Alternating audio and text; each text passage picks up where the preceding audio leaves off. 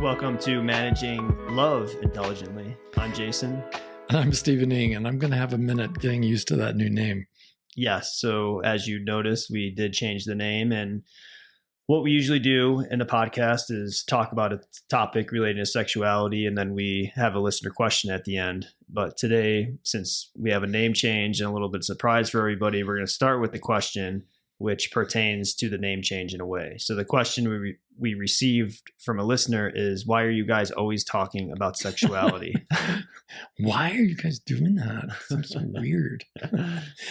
Well, there's a reason why I wanted to do it. I thought in my professional experience, number one, I always saw it as a much under-discussed subject and one really worthy of more discussion. But there have been some practical problems with the talking about sexuality. It makes it really hard for a listener who even really likes the podcast or really likes, say, an article to recommend it to someone else because it's got that word sexuality in it. And it's like, who wants to be creepy? Now, I've been doing this for a long time. And for me, I'm so desensitized to this. One friend of mine said, you're always like 20 conversations deep into this discussion, and the rest of us are still going, what is he talking about? And so I think it'll just make it a little bit more palatable for the average listener who's new to the podcast to realize that we are talking about human love, and that, yeah, we're still going to be talking about sexuality, but sexuality is such a big, huge topic. The Venn diagram that would include sexuality includes things like mate selection and flirting behaviors and sex education. And sex education would have to include human relationships as the context for that sex education. And so our conversations have always broadened out to the point where we're talking about how people transact their relationship business. And it makes sense to me that we're shifting over to talking about love, because sexuality, well, I would say is, but more precisely, can be a part of love. It's not necessarily a part of love because there are people who have sex without any love, of course. But generally, for the vast majority of us, the two go hand in glove, and at least ideally, we wish they did. Yeah. So that's a great way of putting it. And I think everything we talk about, like you said, umbrellas over sexuality and love, but it seems like you see sexuality in everything more so than other people. I mean, but that's what a lot of my ex-girlfriends have said over the years. Why do you always talk about this? I think I do see sexuality a lot more than most, because I do see it even in our politics. I see sexuality playing a big role in our corporate governance when CEOs have affairs with underlings, people they're supervising, and then they run afoul of sexual harassment regulations or even just the corporate code of conduct. It seems to me that as a species, we don't talk about how to manage sexuality intelligently nearly enough. But I think talking about it in terms of love and managing love intelligently is going to hopefully be a much easier way of sharing this message with others. Yeah, great. And so going off of that, our topic today is acknowledging and understanding your sexual needs. Oh, okay. So now within the context of love, we will now kind of look at that and examine that, I imagine. Yeah. So and I never know what topic it is until, well, I know at the same time that the listeners know it, because Jason is reading it off of a selection of topics that he's selected. But, for me, this is a subject that comes up all the time in my office, because I often have people with some sort of kind of a schizophrenic break between what they know cognitively and what they feel emotively. And there are so many people who will tell me that, as I said in a recent Psychology Today article, that they know their spouse loves them, But then when I pause and ask them, well, when was the last time you felt loved? Quite often there's a stunned silence as they ponder the truth that they haven't felt loved in a long, long time. So when we talk about sexual needs, we're not talking about the needs necessarily for orgasm, or somehow that it's all about frequency, or it's just about having sex, because sexuality is such a much bigger topic than sexual intercourse, because we're human beings who have minds and feelings, and there's so much more to us that it shouldn't be too surprising that as a social species, we have all kinds of sexual needs. And a lot of them start off really at our earliest days. Yeah. Well, one thing I was going to say is pertaining to love, like understanding this material can help love. Because if you don't understand your sexual needs, it can really destroy it and make your partner hate you or really despise you or whatever it may be. And you may not even know as a partner how to express your needs to a person, or you may not know anything about it. And I was going to say, growing up, I didn't really know what my sexual needs were. I thought my sexual needs included me wanting to have sex with women like a caveman, just being like, me want sex with women. Like that's just all my needs were. But then when I started working with you, one of the first things that your wife Sharon did was she gave me your book, We're All Like This. And that in there, you break down sexual needs into at least 11 different categories or more. More like 26 or something like that. And I think the book, I'm not comfortable with self-promotion, but to my knowledge, the book is the first attempt to ever codify human sexual needs. And the reason for the need for this kind of a book was that when it comes to sexuality, almost all of us have been sold on the idea that we simply don't have sexual needs. We merely have sexual desires. And as desires go, we have an obligation to not be insistent about getting our needs met, and to not perhaps even think about it, because after all, if we really love someone, we wouldn't make it all about sex. Or after all, if we were truly spiritual and loved God the way we should, we wouldn't be so carnally minded as to be thinking about our sexual needs. But that thesis makes absolutely no sense when you think about our species. We comfortably use the word need in two different ways. And I want to review that for the listener. First, we use it in the way, in the sense that which the organism requires in order to survive. So for humans, that would include oxygen and clothing and food, shelter and food and sleep and all of those kinds of things.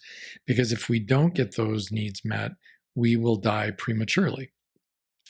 But we also use the word need to include those parts of the human experience that pertain to a definition more like this: that which the organism requires in order to thrive. So we say that our children need an education, and that our children need to have friends to play with, and that we all need recreational time apart from work. And our psychological needs for companionship are widely accepted.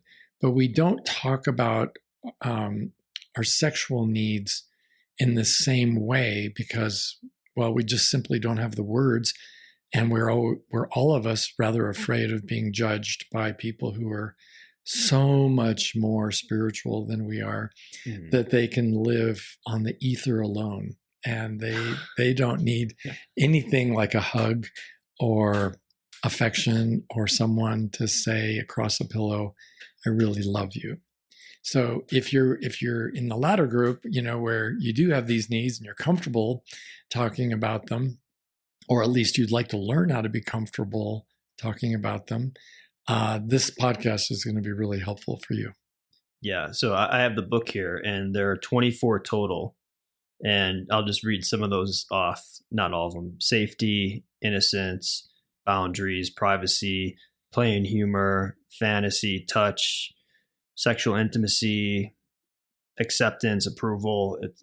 It's like all these things that are very basic, but when you don't line them up with sexual needs, you kind of are lost. And I've realized, like, by not knowing this stuff, I had less of a chance of having a successful relationship because I didn't know this. Right. And if you don't know what your needs are, then you certainly can't talk to your mate or a potential mate about your needs.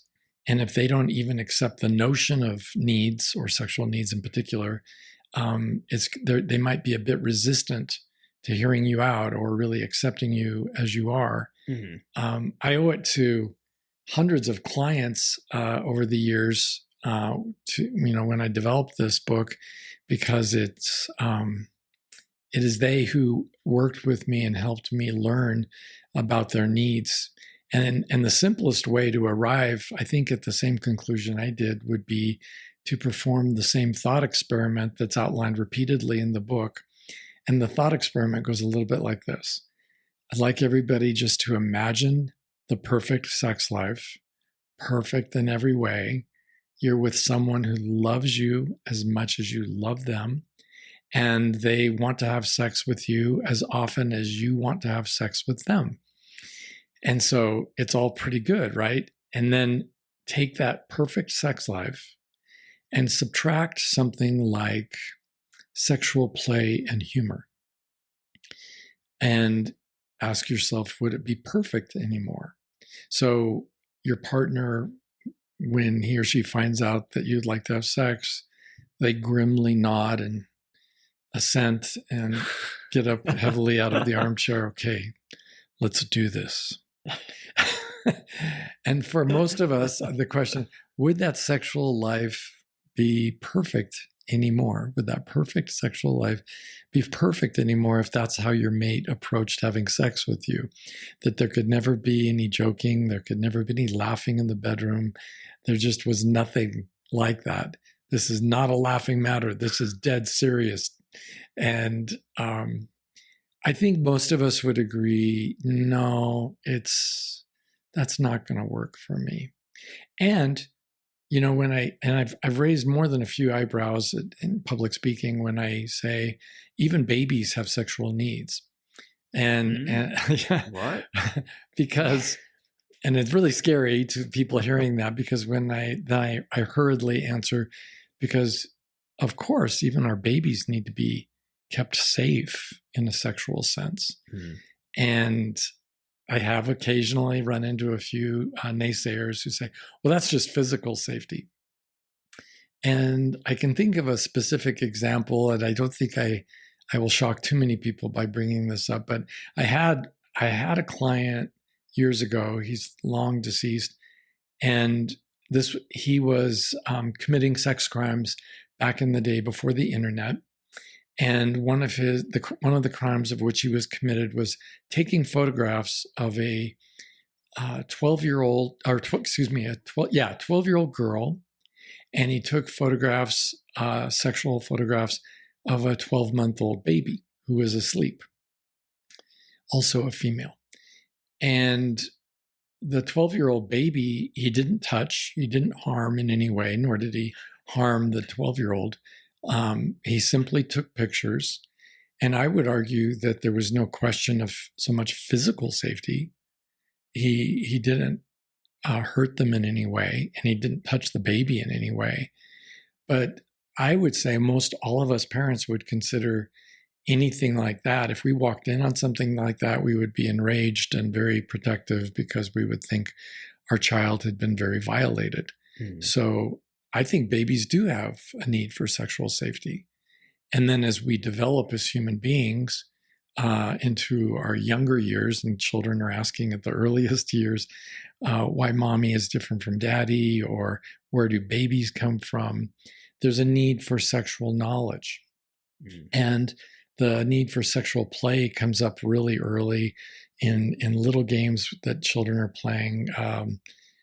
I'll show you mine if you show me yours. But in later games, when children old enough to play with dolls or to play with older kids or playing games where they're taking on roles and that they identify as masculine or feminine, whether it's playing House or Tea Party or War or any of the other games. These are all sexual roles, and I would argue, therefore, part of our sexuality.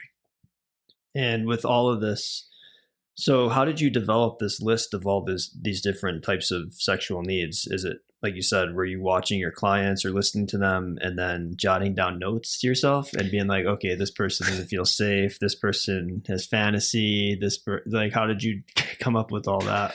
Well, some of it was certainly in my head, but I have to say the lion's share was really done in concert with my clients, in particular in groups, where I would bring up the subject of sexual needs and they would look blankly at me. And then we would play with that experiment, that thought experiment. And because, those have been used for centuries, to imagine a situation and then what would that mean or what would happen. Mm-hmm. And my clients, as in groups, would say, no, that wouldn't work. No, that wouldn't be sustainable. Mm-hmm. No, I wouldn't want that sex life. Yeah. You hear of everyone that says, yeah, I don't like comedy. That sounds great to me. Well, I've had people who say that there are no such things as sexual needs, some of my clients, and it's just about intercourse. And I've offered them, hypothetically, my platinum gold card to the local brothel. And I said, if you could have unlimited sex with unlimited numbers of beautiful women, but without any sort of emotional connection, they were all performing sex with you out of obligation. And would that be satisfying? Would that be enough? Mm-hmm. Would that be even sustainable? And it takes but a moment's reflection, and 100% of my male clients have said, no, that would not work for me. So then what would be missing? Well, I'd at least like to have some kind of connection. So as we start exploring what that connection might look like, the connection, well, if you knew her real name and she knew your real name. Her real name isn't Trixie or Rainbow or Destiny or any Cinnamon or any of those other names.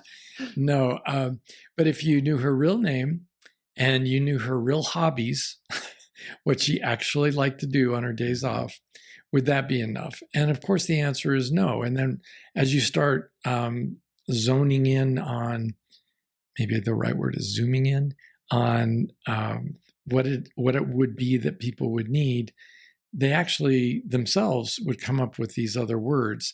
And little by little, it was like a group of blind men, trying to describe the elephant in that old Hindu story from India. And I think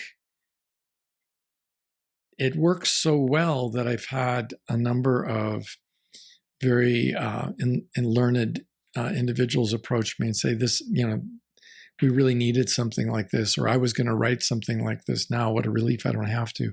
You can take all the blame. And then a national publishing house paid for the rights to quote the book at length in a nationally distributed textbook at the collegiate level on human sexuality. So it, for my first book, it was a real home run right out of the park in terms of its impact, but it's still not changed our culture, has it? I mean, we're still not comfortable talking about our sexual needs. And my argument would be to the listener, ideally, like one of my favorite scientists, Benjamin Franklin, says, an ounce of prevention is worth a pound of cure. And for those of us who are already in relationships, it would be really challenging to start this conversation, I suppose. But I think equally challenging, but different challenges during our dating lives, because certainly not maybe on a first date or a second or third date, but eventually as two people start honing in on the idea, boy, I'm sure getting my words wrong today. Homing in, I think would be the right word. As two young people start homing in on their goals and the idea that maybe they'd like to build a life together, I think it'd be really appropriate to talk about, well, what would you imagine our sex life would look like? And that would be an appropriate time for people to start talking about their sexual needs. Yeah.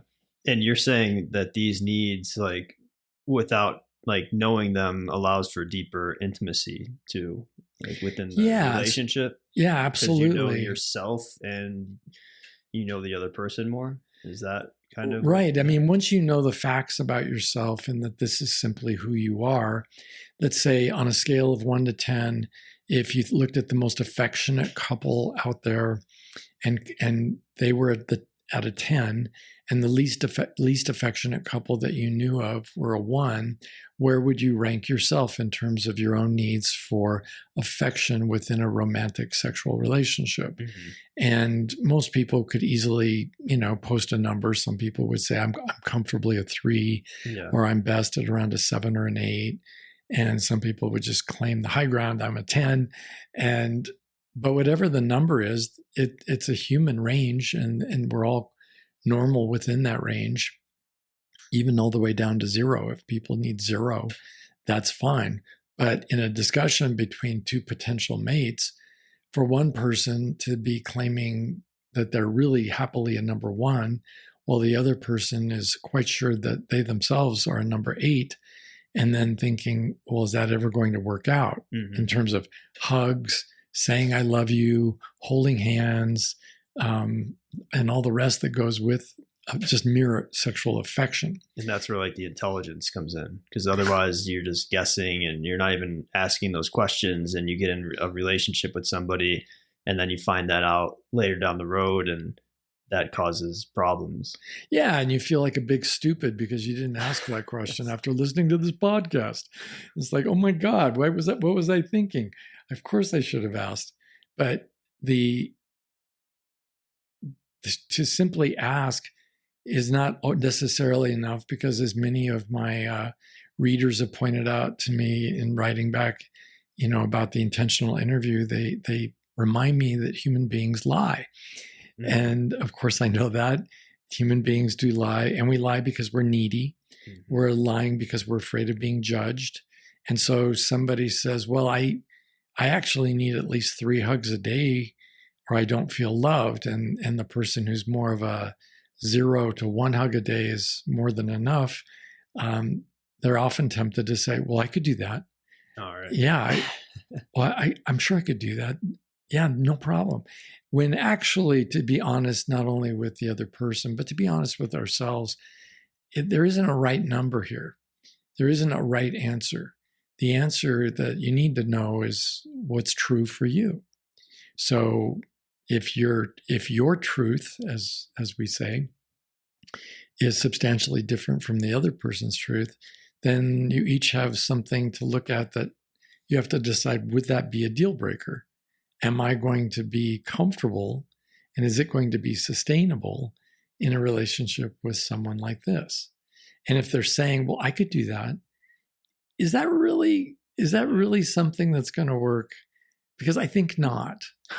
If they really are reporting that they really don't care for sexual affection, the kind of affection that 2 lovers would have, they just maybe are willing to get in there and get the job done and then move on with their day. They don't want to hold hands in public, or they don't want to have a kiss in front of the kids or anybody else. They certainly don't want to say I love you in front of anybody. And if that's who they are, why not? If you really love them, that would mean accepting them where they are. It would just also mean they're not the right person for you, I think. Yeah. So a lot of it's about like getting to know yourself as well, and being honest with yourself. And if you really like someone, you're like, yeah, she's great, but I am not hugging her 3 times a day. Well, yeah. I mean, in the way we joke about it, it's like, oh, that would be such a burden. Whereas for the person who's a 3-time-a-day person or a 5-time-a-day person, it would be no big deal at all. Mm-hmm. It would be what they would call normal. Yeah.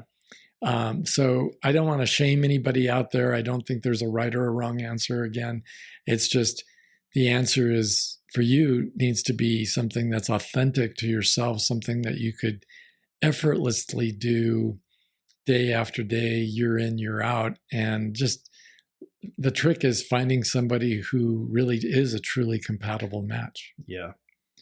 Would you say couples could take this book and kind of read through it together and talk about each one of the sexual needs one by one? Would that be kind of a helpful thing for couples to do? Well, the book, I want to hasten to add, I don't want to ever be guilty of writing something that would be super long and boring and, with 47 simple steps to a happy life. I think these are written as one-page entries with a facing photograph that were all originally taken for the book. And the one-page description just simply lets the reader know what the topic is, like say sexual safety. And then we all get to decide how much safety we want or how much affection we want. And the same with all the other sexual needs. And as they're reading, I think it makes more sense to read it as a coffee table book that you would leave out on the coffee table and pick up from time to time and just read a page and then discuss. Yeah. Because it would be a little bit, I think, like reading the dictionary from front to back, just to read it that way, 24 separate little articles on each one of the sexual needs.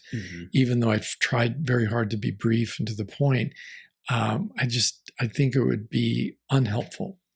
But perusing the book or just kind of turning casually from page to page would be another way of kind of getting a sense of, okay, this is how I could begin talking about this. Now, we've talked before in these podcasts, Jason, about the meta conversation.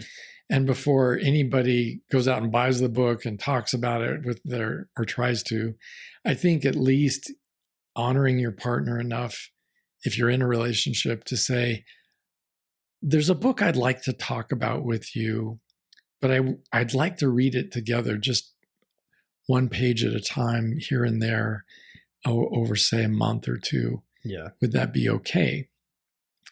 And to get permission from one's mate, or to get some buy-in at least from one's mate that, yeah, okay, once they find out what it's about and why you want to do that. I do think it's a lot easier for the people who aren't married or who aren't in a long-term committed relationship, because if your relationship is still in the auditioning stage and we're still, in tryouts, and we're not sure we're going to get a call back from the other person, we have a little more skin in the game.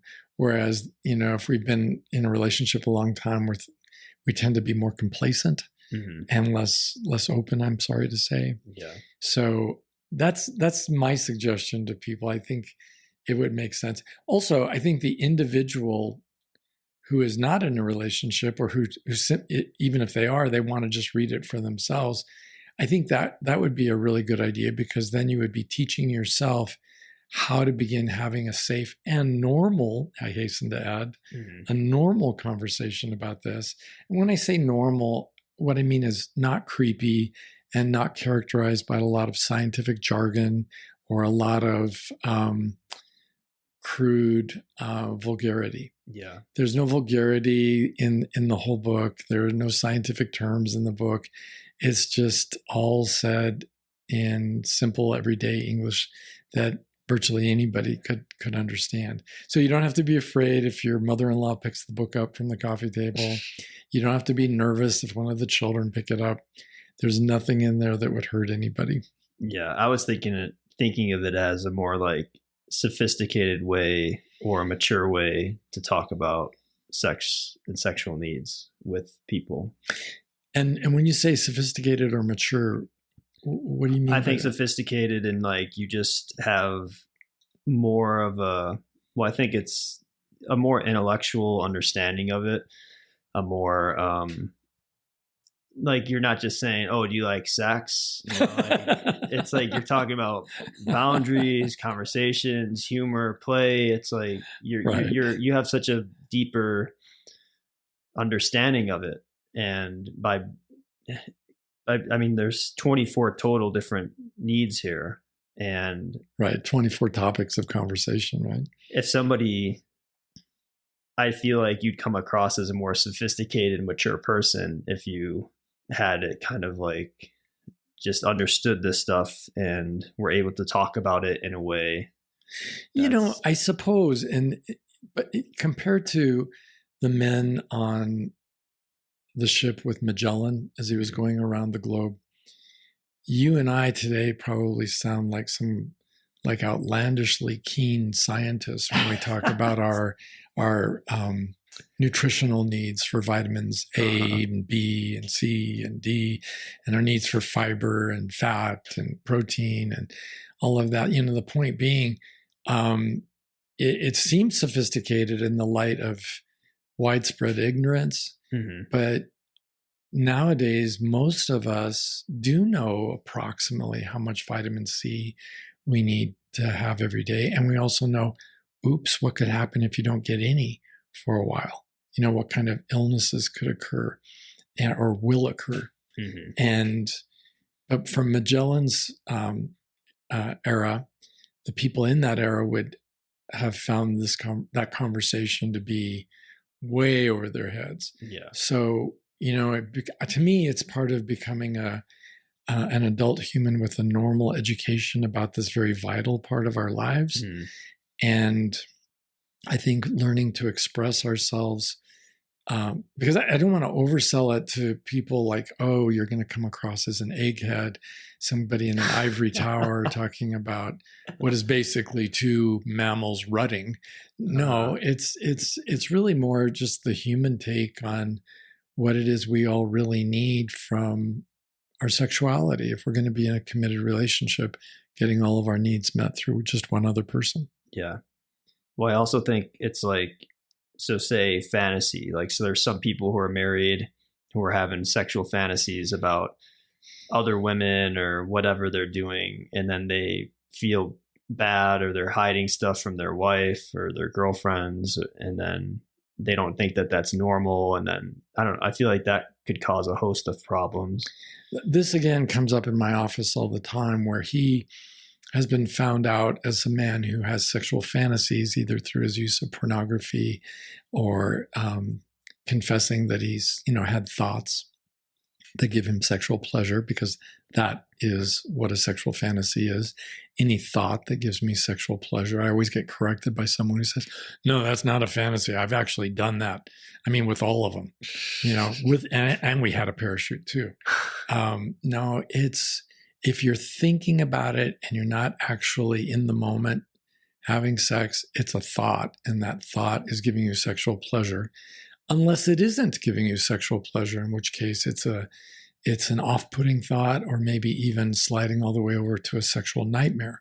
Mm-hmm. And I have had couples in my office where he has sexual fantasies. She claims she has zero sexual fantasies.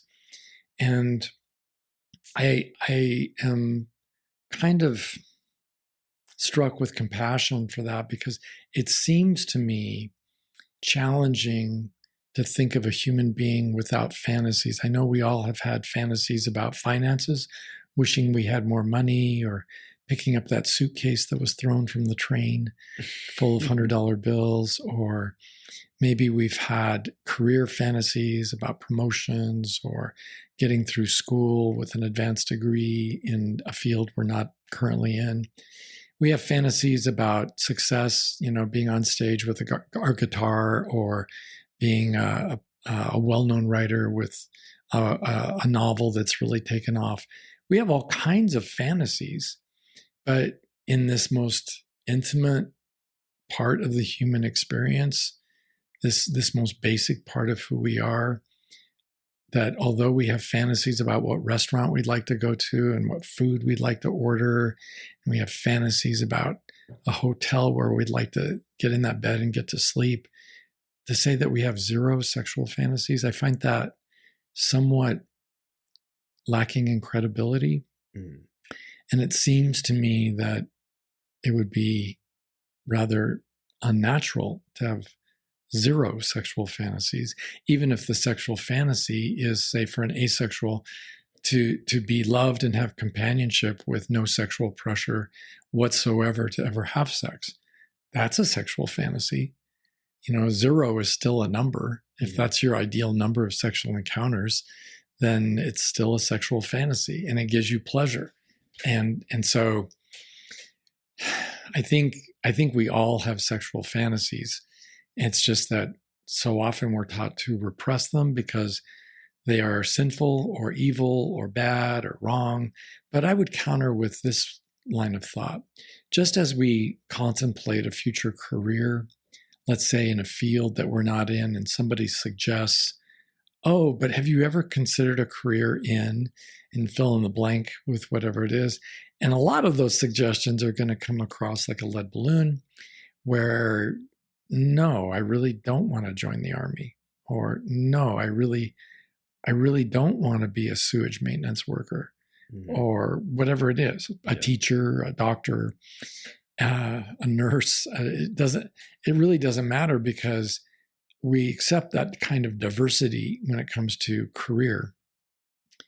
And our trying on sexual fantasies is the equivalent of trying on a new career idea.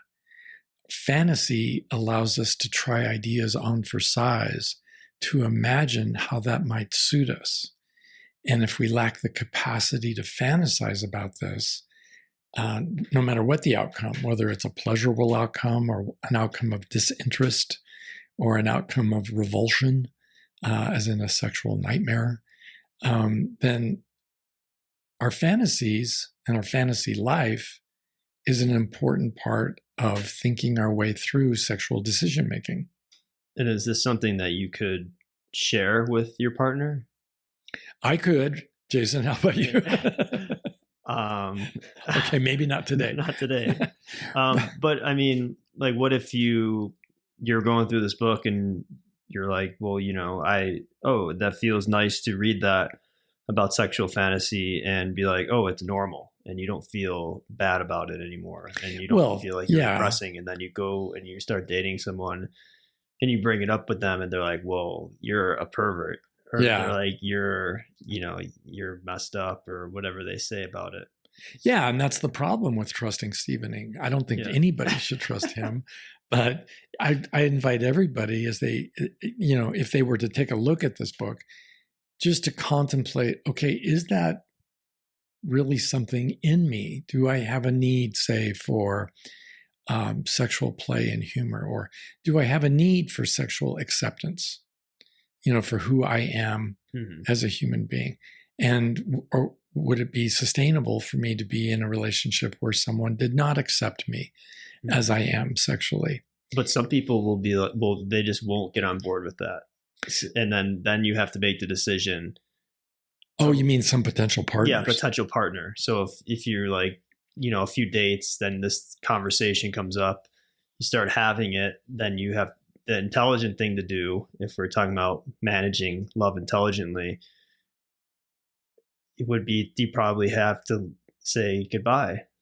Well, before I said goodbye, I would probably want to say, waiter, could we have the check, please? Yeah.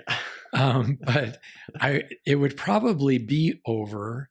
However, if I really accept that it's over, I personally would not be done. If I were in the dating world, I would not be quite done, because like a cat, I sometimes like to play with my food. And I think it's, you've already lost. This other person is no longer interested in you. So what do you have to lose from continuing a conversation? And asking a little more pointed questions, So you're saying that you could be with someone who absolutely doesn't accept you in your sexuality, and that would work for you? Well, no, but I just think it's wrong to talk about it like this, or whatever they say. And to continue on in that vein for a while, just watching them squirm, because I think... So you would continue the date? I would continue the date and the conversation, because, okay, let's face it, I'm not getting laid anyway. and the long game is probably over between her and me. But I still think there's such a pleasure in practicing dating skills, and one of those practices would be the practice of setting sexual boundaries throwing a few elbows under the hoop to establish my place in the universe, that it's okay for me to be me, and to bring up someone who's saying, well, you're the best man I've ever met, or I just would really love to meet someone like you and make a life with them. And then they find out I want to talk about sexuality, and it's all over because now I'm a bad person. Yeah. I think that would be a conversation worth having for everybody. I think that would be good for whoever's doing the presenting and who's ever doing the rejecting.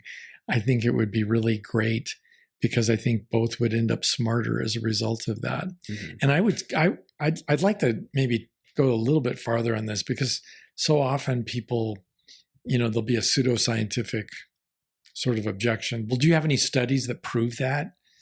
And I think it's kind of silly to talk this way, because I am a human being.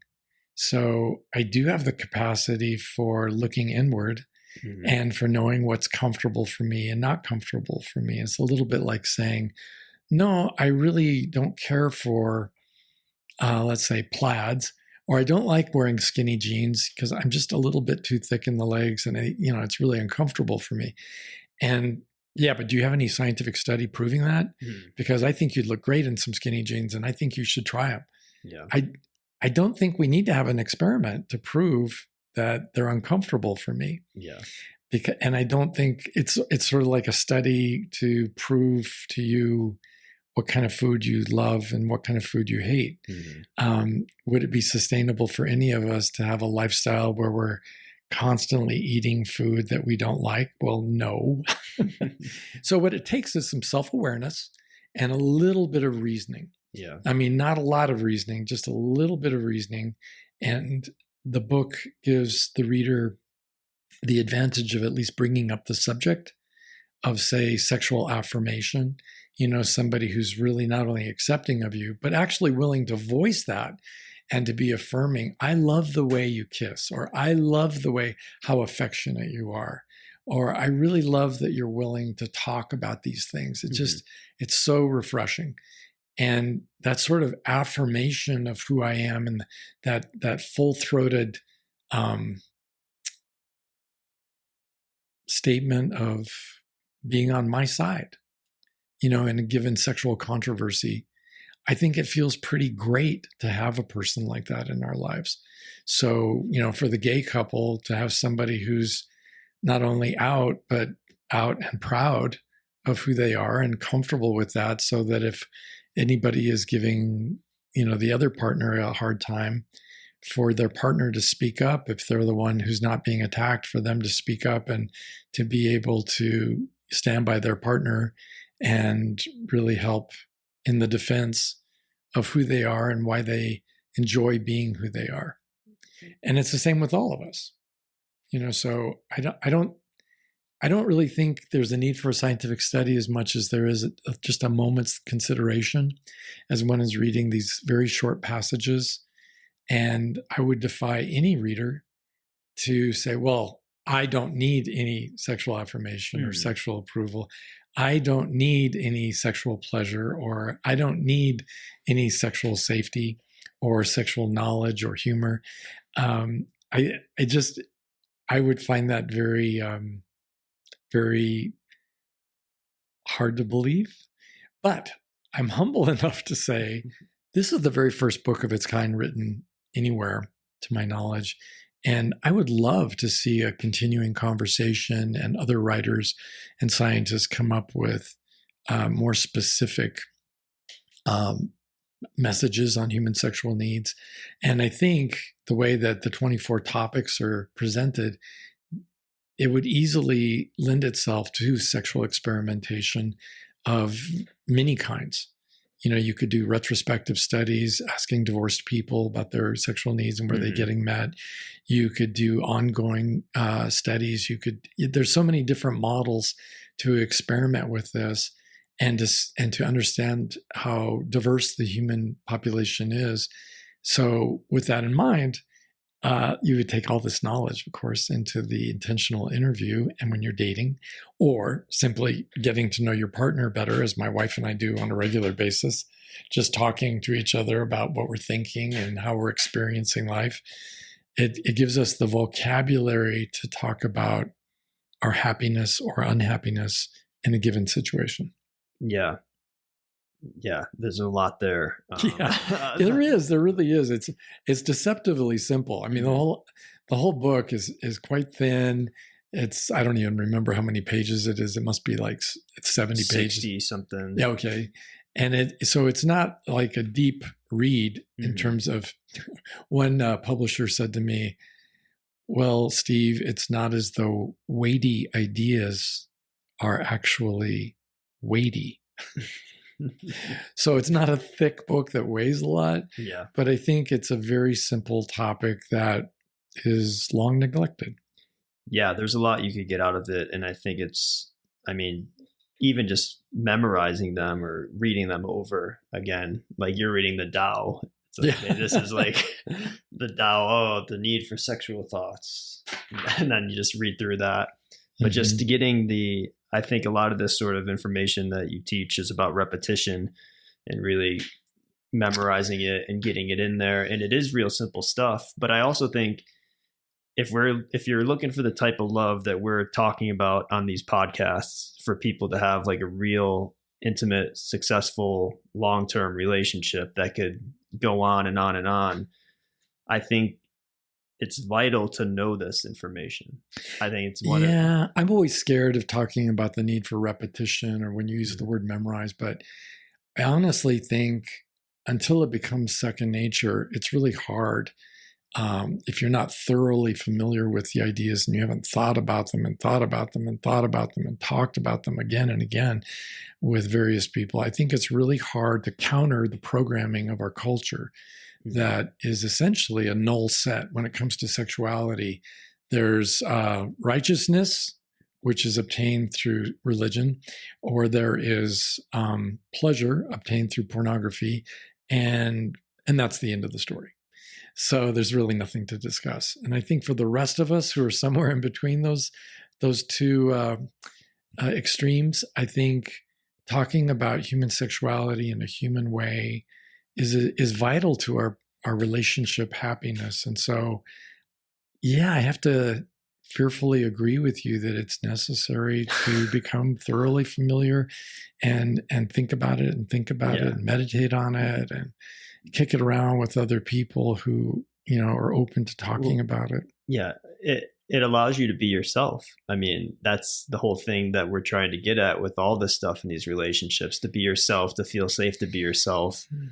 And this is a part of all of us. And maybe we don't have the awareness, but when you do, it's something that you can't just turn off. And I've been in 3 failed relationships. So that was my study. But no children, and you never married any of them. So you're way ahead of me on that. Yeah. I'm winning in that regard. But I could see I could see from reading this book, I was like, oh, I failed in that, or whatever you want to call it, failure, or just didn't express didn't even have the language to even express what I wanted. And I'm like, okay, if I had this book, say when I was younger, maybe it was just, I was just not at the right age or whatever it may be. But I just know, like, having the information that I have now, I wouldn't get into something like in the last relationships. I mean, not all of them, but I never felt 100%, I don't think, in any of my relationships to be myself. And yeah. That's in hindsight. Yeah, for sure. Yeah. And I think the goal of what we're trying to do with managing love intelligently is to bring that to love. And that is how love sustains and love grows and love evolves. Toward the back of the book, there's actually 4 pages that were the ones excerpted in the national textbook I mentioned earlier. And it's a simple little straightforward quiz. Am I getting my sexual needs met? Or are my children? There's another separate quiz. Are my children getting their sexual needs met? And It's very safe. It's not creepy. It's not, it's Yeah. not freaky or I actually anything. answered the first question. Number one, do I have a safe environment in which to develop as a sexual being? No. Well, and that was It's while just- you were in a relationship? Yeah, this was when I was in my last relationship. Yeah. So, being honest about that, Mhm. I tried to write the questions so that people could thoughtfully respond in the negative if the negative were true, Mhm. and or to what degree did they feel safe and that sort of thing. Um, and I think that really is enlightening, because it's enlightening in retrospect, because it teaches me to be more humble about my failings and my need for continued growth and education in this area. But it also kind of points the way to the future. Like, who would want to give that up? I mean, is that a sexual need anybody would ever conceivably want to give up? Mhm. Of course not. So I would invite people to, when you get the book, maybe at some point take a look at those questions at the back of the book. And even if you do have a partner, or at least someone you're dating, to bring up those questions on a date, because I think it would be an illuminating exercise for anybody. Yeah. Well, I underlined two things too, which like personal responsibility after my last relationship and friendship. The whole, after my last relationship ended, that became a big thing. And you write, you personally are responsible for seeing to it that your needs are met. Right. And you also say your needs, after all, are your responsibility. And I underlined both of those lines because, accountability is a huge thing in mental health, and pretty much that's what you have to do. Be personally accountable. Well, yeah. But if you don't know what your needs are, you can't even be personally accountable, because you don't even know what you're doing. Both men and women really struggle with the lack of communication, and when it comes to sexuality. So I've heard many a woman complain that the man she was with had no idea how to satisfy her sexually. Mm-hmm. But then, of course, in my office, the way that conversation goes, I ask, well, was he ever a mind reader to your knowledge? I mean, well, no. So did you tell him how to take care of your sexual needs? Mm-hmm. And if she didn't, or if he didn't tell her what his sexual needs were, then the other person is really just going along supposing that they're doing okay, but they don't really have any knowledge that, after all, is only mine to give. If I'm the one who has the needs, then those needs are my responsibility. And the way a lot of other therapists say it about many other issues, including sexuality, is the person with the pain is the person with the problem. So if I'm feeling sexually unfulfilled, but I've never talked about my sexual needs with my partner or any partner, I might want to take a look at that. Yeah. And learn how to do that. I remember like hearing you say that before, the person with the pain is the person with the problem. Like, you're wrong. How dare you? You don't know what these people have done to me. Right. But again, when you get past it and then you see you did it kind of to yourself, because you weren't sticking up for yourself. You weren't setting boundaries. You weren't respecting yourself, like all that sort of stuff. Sure. I mean, if my so-called friends or girlfriends have been treating me like a doormat, it's largely because I've trained them to treat me like a doormat. Yeah. I put up with it. I stuck around and made it okay by my sticking around. And I might have complained in an impotent sort of a way. But if it wasn't effective, well, I actually wasn't doing my job. It would be like, I'd physically abuse your kid. And you say, that's not very nice, but you don't do anything that's more assertive. Yeah. I think it has to be much more assertive than that when we're talking about people who are being abusive of us. So, but it's also true of those wonderful people who are not meeting our needs, not out of a desire to abuse us or neglect us, but simply because in their own mind, they've never heard anybody explain what his needs were, or their last partner had very different needs, and he might have been very open, but they were thinking, I'm doing it right. I'm doing the good job here. Mm-hmm. And the problem with that, of course, is that we're all different. And we all have different sexual needs. Yeah. So then how would you sum this up as far as like why acknowledging and understanding these needs are important to love? Like we've kind of been talking about that throughout, and I've been giving my thoughts on it. And I've enjoyed this give and take on this subject. I always, I'm scared that I get too pedantic and start sounding like I'm lecturing people. But I think that for me, to sum it all up, I would say we are a lot like those sailors aboard Magellan's ship, in that our needs remain our needs, whether we're aware of them or ignorant of them. And we're going to have a much better chance of getting our needs met if we're at the very least aware of them. So that even if, in the case of sexuality, even if I'm alone, this most portable dimension of the human experience that goes with me wherever I go, in whatever relationship I find myself in whatever career I'm working in, I'm still a sexual being. And for me to be able to be that sexual being in full means being self-aware and articulate about what my needs are, so that I can, when I feel safe and I feel like taking the risk to let somebody in on who I am and what I need. And one by one, as we talk about my needs, if they continue to show interest and they are also mutually sharing their needs, then we could actually have a truly safe sexual relationship. And that's what we mean by sexual intimacy, the ability to safely share our sexuality, not just sex, but everything about our sexuality, including this conversation about our sexual needs. That's how I would sum it up. Yeah. And that I mean, from everything that I've experienced in my own life and like going forward, like for me, I don't, if listeners care, it's like, I can't not, like once you know this information or learn it too, it's hard to really turn your back on it, which is another thing why I like having these conversations. And it really kind of, for that accountability factor, it really kind of, you get a little Stevening in the back of your mind. Well, as long as I could just maybe stay in that dark corner of the mind. But you know what, I think listening to these podcasts is really a safe way for the listener to start getting comfortable with this language and this kind of a conversation, and it becomes part of a practice of sexual wellness.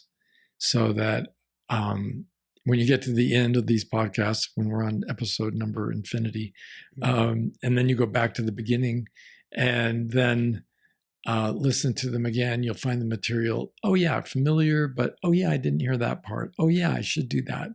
Oh yeah, I haven't been doing that, because it's a really big subject. Not just who I am, that's a vast subject in itself, but there's a subset of who I am sexually that is also its own infinity. And I say infinity because we're constantly evolving and we're constantly changing. The sexual fantasies that meant so very much to me when I was 13. You are still reliving those? Not all of them, at least. It's some of them for sure, but some of them, as one of my girlfriends said long ago, older boys have older ideas. And so I do have some different ideas, different fantasies, and I think that for all of us to just be increasingly comfortable and at ease within our own skin, so that we feel free to let the right people into our lives, into our hearts, into our homes. Great. So that's a great way to end. And we did the question up top, so we don't have a listener question at the end. But if you do want to write in or comment on this, or put what we talked about, or give another question for Steve, just visit stevening.com and fill out the contact form. So thank you, Steve, and thank you all for listening. It was a pleasure. Thanks, Jason. All right. See y'all later.